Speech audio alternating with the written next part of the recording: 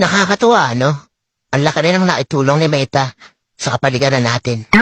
Lalo na tuwing umaga, wala ka na halos makita ang mga chismosa na nakatumpok dyan sa labas ng bahay nyo. Halos bihira na nga rin silang tumumpok dyan eh. Paano kasi? Mas gugustuhin pa nila na mag-isip ng content para sa reels nila maghapon.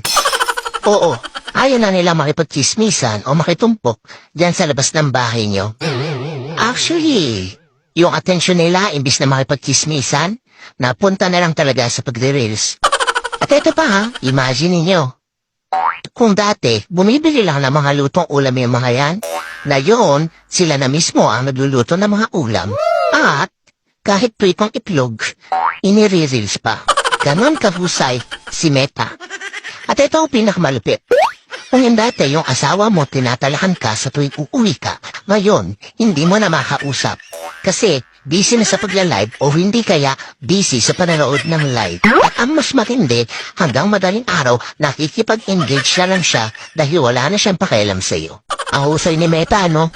O siya, makauwi ng hati na ate pa ako ng asawa ko. Itang re-release pa niya daw kasi to baka mapagalitan ako. O siya, bye guys.